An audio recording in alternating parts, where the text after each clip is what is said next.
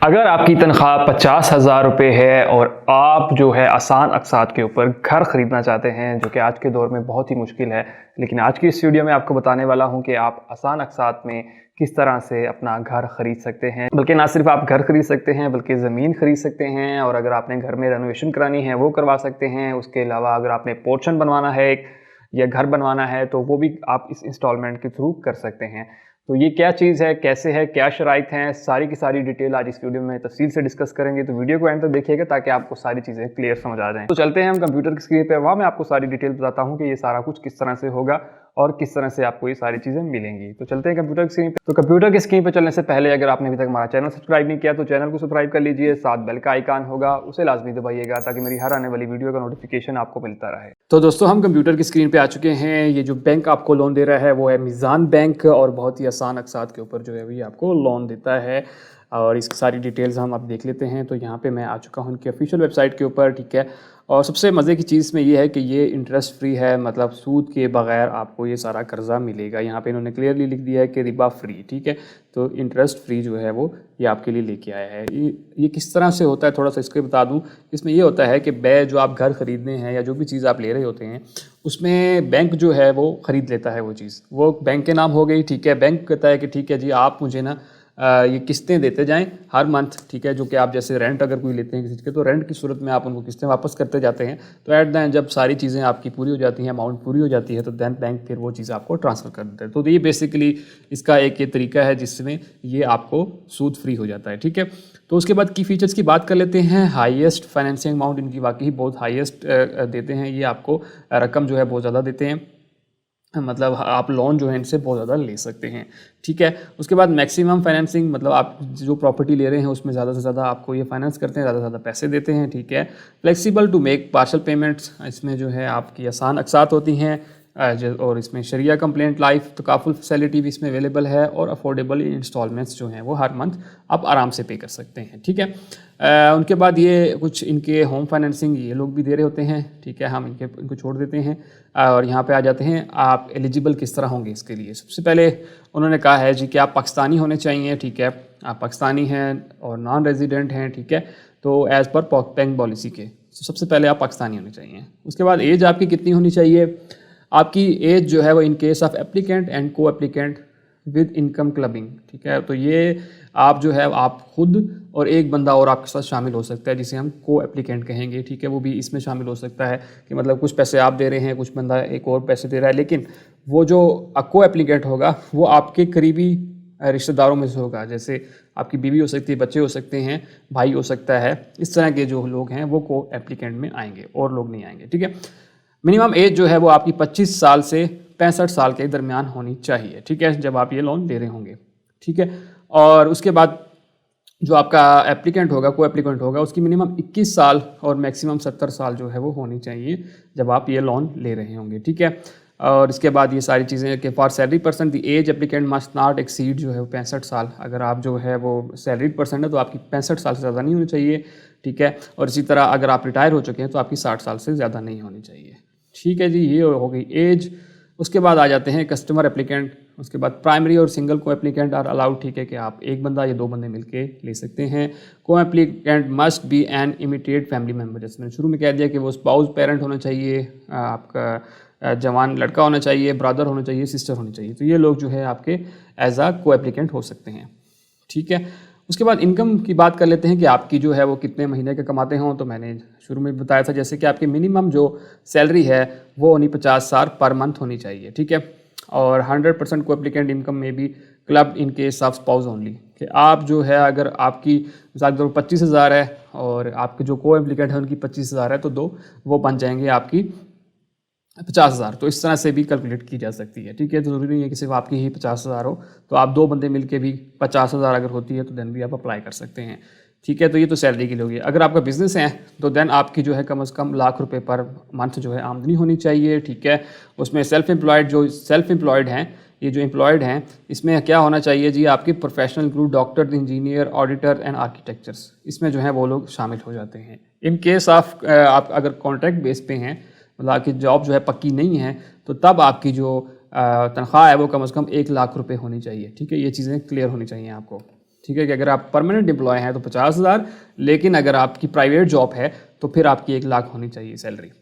ठीक है, उसके बाद है एम्प्लॉयमेंट टेन्योर जो है, सैलरीड वाले जो हैं, permanent job with a minimum 2 year आपका जो है एक्सपीरियंस होना चाहिए जहाँ भी आप काम कर रहे हैं, कि आपकी 2 साल जो है वो कम से कम हो जाने चाहिए काम करते हुए। और अगर आप जो है वो कॉन्ट्रैक्ट बेस पे हैं, जिसे हम कहते हैं कि प्राइवेट जॉब, तो आपका 2 साल जो है वो हो जाना चाहिए। ठीक है, और कम से कम आपको उस फील्ड में 4 साल का एक्सपीरियंस भी होना चाहिए, मतलब 2 साल एक जगह पे काम कर रहे हैं लेकिन ओवरऑल आपको 4 साल का एक्सपीरियंस हो। ठीक है, और अगर आप बिजनेसमैन हैं तो कम से कम आपके बिजनेस को 3 साल हो चुके हों। ठीक है, तो ये वाली चीज़ें थी जो कि आप अगर एलिजिबल हो सकते हैं, अगर ये सारी चीज़ें आपकी पूरी हैं तो देन आप अप्लाई कर सकते हैं। अब बात कर लेते हैं कि आप एलिजिबल तो हो गए, ठीक है, उसके बाद आप मकान ख़रीदना चाहते हैं, उसके बाद मकान को बनाना चाहते हैं, मकान को रेनोवेट करना चाहते हैं, मकान बदलना चाहते हैं, या मकान को बढ़ाना चाहते हैं, मतलब एक स्टोरी बनाना चाहते हैं, दूसरी स्टोरी बनाना चाहते हैं। तो ये 5 चीज़ें आपके लिए हैं, तो आप जो भी करना चाहते हैं। मिसाल के तौर पर मैं कहता हूँ कि मैं जो है वो घर ख़रीदना चाहता हूँ, तो मैं इस पर क्लिक करूँगा और इसकी देख लूँगा कि क्या चीज़ें हैं।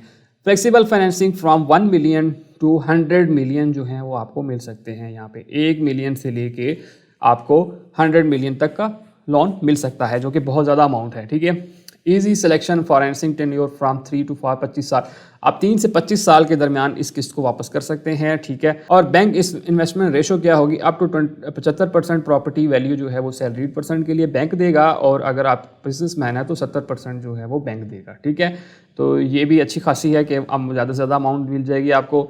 और अगर आप बनाना चाहते हैं घर को, तो उसमें आपको जो है वो 1 मिलियन से 100 मिलियन तक मिल सकते हैं, जो कि आपने 2 साल से 25 साल के दरमियान वापस कर सकते हैं।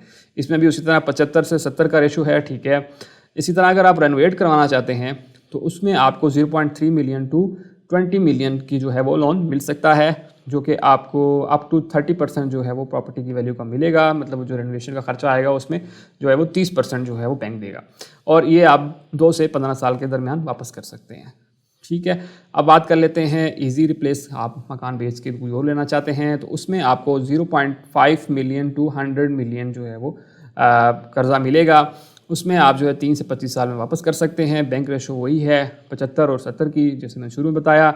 इसी तरह आप जो है वो घर की स्टोरी बनाना चाहते हैं तो उसमें आपको कितने पैसे मिलेंगे, वो यहाँ पे इन्होंने बता दिया है कि आपको जो है 5 लाख रुपए जो है वो इस चीज़ के मिलते हैं, जो कि आपने जो 2 साल के अंदर अंदर वापस करने होते हैं।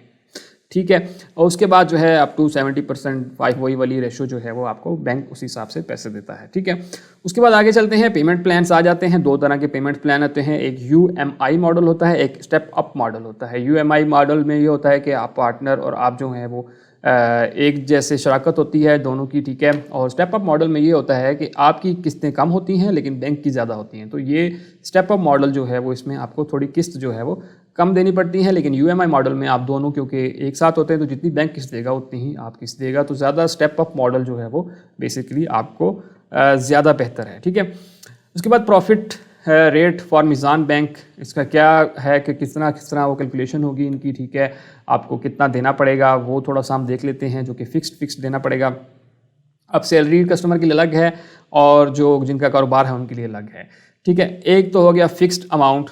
ठीक है, फिक्स्ड में आपको क्या होगा कि फर्स्ट ईयर कबूर, ठीक है, और प्लस 3% जो आप पेमेंट लेंगे उसका वो होगा। और इसी तरह हम जो है ना वो कबूर को देख लेते हैं कि उसका क्या रेट चल रहा है, क्या परसेंटेज चल रही है। तो मैं यहाँ पे कबूर रेट पाकिस्तान, तो मैंने यहाँ पे आ गया, तो ये वाला आप देख सकते हैं कि यहाँ पे इसका जो रेट परसेंटेज चल रही है वो 22.11% है, जो कि आपको जो लोन ले रहे होंगे उसके ऊपर लगेगा, प्लस वो हो जाएगा, और फर्स्ट ईयर की जो इंस्टॉलमेंट होगी वो सारी चीज़ें इसमें मिला के कैलकुलेट कर सकते हैं। लेकिन नीचे हम जाएंगे तो कैलकुलेटर भी मिल जाएगा, वहाँ पे आप कैलकुलेट कर सकते हैं, तो इतनी कोई वो वाली चीज़ नहीं। इसी तरह बिजनेसमैन के लिए फर्स्ट ईयर और इसका 4% होगा। ठीक है, आपका जो है वो इनकी जो पूरी अमाउंट लेंगे उसका 4% प्लस कबूर होगा। ठीक है, और इसी तरह हम आगे चलते हैं। ये दोनों चीज़ें जो थी, तो ये दोनों चीज़ें थी जो सैलरीड के लिए और बिजनेसमैन के लिए दोनों अलग अलग हैं। ठीक है, इसी तरह जो है वो ईजी, इन्होंने सारा वही बताया हुआ है कि ईजी इंस्टॉलमेंट और सारी कुछ हैं।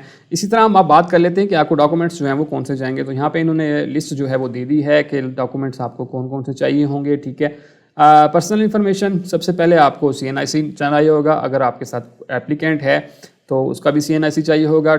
उसके बाद आपको जो है 2 पासपोर्ट साइज़ जो हैं वो फ़ोटोग्राफ चाहिए होंगे। उसके बाद आपने जो इलेक्ट्रिसिटी बिल है, अगर आपका घर है या रेंट है, जहाँ भी रह रहे हैं, उसका जो है बिल लगेगा। उसके बाद जो है CNIC ऑफ लीगल, आपके जो मतलब गवाह वगैरह होंगे उनके जो है CNIC लगेगा। इसी तरह आपके जो रीसेंट क्रेडिट कार्ड बिल्स वगैरह हैं तो वो आपके चाहिए होंगे। इसी तरह आपकी कोई प्रोफेशनल डिग्री वगैरह है, सर्टिफिकेट वगैरह है, वो चाहिए होगा। उसके बाद अगर आप रेंट दे रहे हैं तो उसका रेंट का वो रकम की चाहिए होगा कि एग्रीमेंट के हाँ ठीक है आप रेंट पे रह रहे हैं। उसके बाद जो है लाइफ तकाफुल जो है वो डॉक्यूमेंट्स चाहिए होंगे उसके हेल्थ वगैरह के, और आगे आपकी जो है हेल्थ वगैरह के क्वेश्चंस हैं और इसी तरह के कोई आपने तकाफुल लिया हुआ है तो वो चाहिए होगा। उसके बाद इनकम इन्फॉर्मेशन चाहिए होगी कि आपकी सैलरी जो है वो किस तरह, तो उसके लिए क्या चाहिए होगा, एम्प्लॉयमेंट सर्टिफिकेट, आपकी ज्वाइनिंग और वो सारा कुछ आपको आपके ऑफिस से मिल जाएगा। ओरिजिनल सर्टिफिकेट, सैलरी स्लिप जो आपकी 3 महीने की पिछली सैलरी स्लिप होती है वो मिलेगी। अगर आपकी तनख्वाह बैंक में आती है तो वो लेनी पड़ेगी। उसके बाद आप अगर पहले जहाँ भी जॉब कर रहे हैं उससे पहले जहाँ जॉब करते थे उसका प्रूफ चाहिए होगा। उसके बाद आपका सैलरी बैंक स्टेटमेंट जो है वो आपकी तकरीबन 12 महीने की 1 साल की आपकी स्टेटमेंट चाहिए होगी, बैंक स्टेटमेंट, ठीक है। उसके बाद बिजनेसमैन और एम्प्लॉयज़ के लिए क्या है, 3 साल का प्रूफ चाहिए होगा कि आपका जो बिज़नेस है वो 3 साल पुराना है। उसके लिए टैक्स रिटर्न होता है, बैंक सर्टिफिकेट होता है, NTN चाहिए होगा लास्ट 3 ईयर्स का, ठीक है। और उसके बाद कॉपी ऑफ पार्टनर, अगर आपके साथ कोई पार्टनर है तो उसकी जो है वो पार्टनरशिप की आपको कॉपी चाहिए होगी, ठीक है। प्रोफेशनल एसोसिएशन मेंबर सर्टिफिकेट, अगर आपका कोई जो है वो किसी के साथ एसोसिएशन के साथ ताल्लुक़ है, मेंबरशिप है, तो वो उसका सर्टिफिकेट आपको चाहिए होगा, ठीक है। If you have selected property to buy want financing for construction replacement regulation, अगर आप किसी कंस्ट्रक्शन वगैरह से करवाना चाह रहे हैं तो उनकी डॉक्यूमेंट्स वगैरह भी लगेंगे। जैसे मतलब आप कह रहे हैं कि मैंने इस कंपनी से रेनोवेशन करवाना है या इस बंदे से जो है वो मैंने मकान कंपनी से मकान ख़रीदना है तो वो उसके डॉक्यूमेंट्स भी चाहिए होंगे, ठीक है।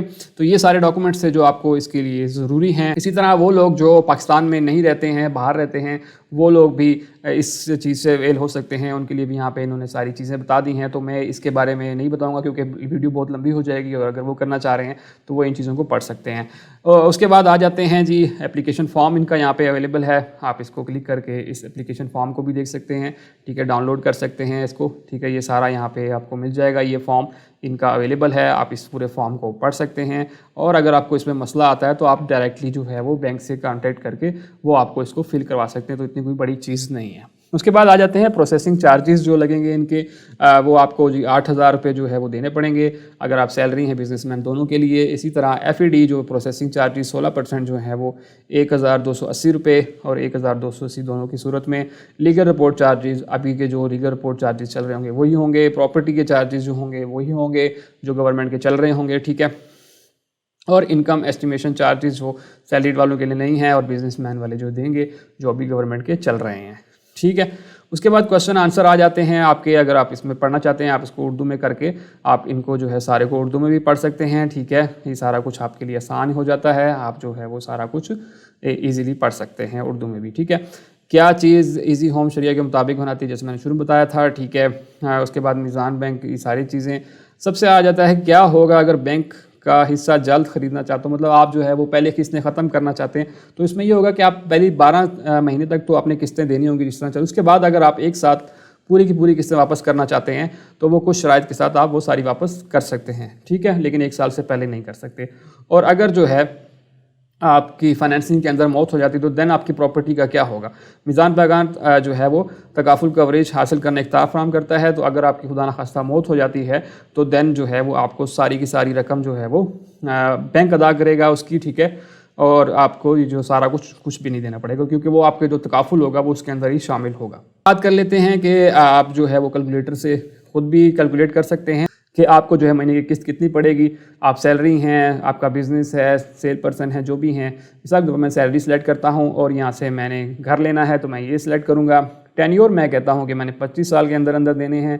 पेमेंट प्लान UMI SMI जो भी करना चाहते हैं तो मैं SMI करना चाहता हूँ जिसमें आसान हो जाती हैं किस्तें।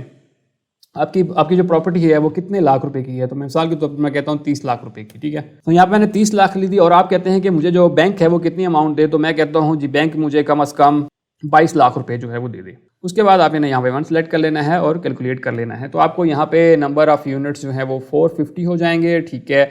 यूनिट सेल प्राइस जो है वो 4,899 रुपये हो जाएगी। मंथली रेंट पर यूनिट जो है वो 99 रुपये हो जाएगा।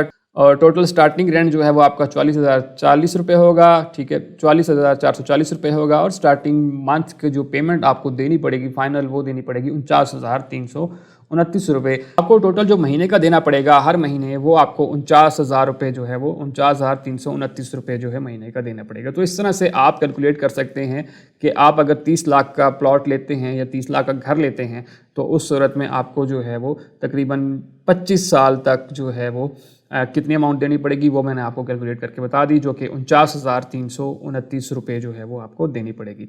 अब आप अप्लाई किस तरह कर सकते हैं? सबसे बेहतर है आप जो है वो मीज़ान बैंक को विज़िट कर सकते हैं। अगर नहीं करना चाहते तो यहाँ के पास यहाँ पे सारे बंदों के नंबर उन्होंने दिए हुए हैं, आप इनको कॉन्टैक्ट कर सकते हैं, इनसे बात कर सकते हैं। यहाँ पे फैसलाबाद, उसके बाद यहाँ पे जो है वो आपको रीजनल मैनेजर मिल जाएंगे, लाहौर के मिल जाएंगे, नॉर्थ के मिल जाएंगे, भावलपुर के मिल जाएंगे, मुल्तान के मिल जाएंगे। तो आप इनसे जो है वो कॉन्टैक्ट जो है वो ईजिली कर सकते हैं आपके कोई क्वेश्चन पूछना चाहते हैं, ठीक है। इसी तरह अगर आपका कोई जहन में भी कोई क्वेश्चन आ रहा है तो आप यहाँ पे अपना नाम, email address, phone number, city और जो भी क्वेश्चन है आप उसको यहाँ पे लिख के इनको जो है वो सेंड कर सकते हैं। तो ये आपको खुद रब्ता करके आपको बता देंगे कि आप मज़ीद डिटेल्स जो पूछना चाह रहे हैं वो आप इनसे पूछ सकते हैं। तो दोस्तों ये वो सारी डिटेल्स थी कि किस तरह से आप जो है वो मीज़ान बैंक से जो है वो लोन के लिए अप्लाई कर सकते हैं और उसमें आप अपना घर बना सकते हैं, घर खरीद सकते हैं, घर की रेनोवेशन करा सकते हैं और इस तरह की चीज़ों के लिए आप उसको यूज़ कर सकते हैं और वो आपको अच्छा खासा लोन भी मिल जाता है और आप एक अच्छा खासा जो है वो हैंडसम अमाउंट आपके हाथ में होती है और आप जो है वो एक अच्छा खासा घर जो है अपने लिए ख़रीद सकते हैं। और उसकी इंस्टॉलमेंट भी आप देख ली हैं कि आप जो है वो हर मंथ कितनी इंस्टॉलमेंट करेंगे, कैलकुलेशन आप कर सकते हैं। इसके ऊपर कैलकुलेटर अवेलेबल है, आप खुद भी इसको जो है वो कैलकुलेशन कर सकते हैं कि मैं इतना दूँ तो कितना हो जाएगा, महीने का किस्त कितनी होगी, वो सारी की सारी आप खुद भी कर सकते हैं। तो होप सो आपको ये वीडियो पसंद आई होगी। वीडियो पसंद आई तो लाइक कीजिए, दूसरे दोस्तों तक लाजमी शेयर कीजिए और अगर आपने अभी तक हमारा चैनल सब्सक्राइब नहीं किया तो चैनल को सब्सक्राइब कर लीजिए, साथ बेल का आइकान होगा उसे लाजमी दबाइएगा ताकि मेरी हर आने वाली वीडियो का नोटिफिकेशन आपको मिलता रहे। तो दोस्तों मिलते हैं इसी तरह की अगली वीडियो में, तब तक के लिए मुझे इजाज़त दीजिए। अल्लाह हाफिज़।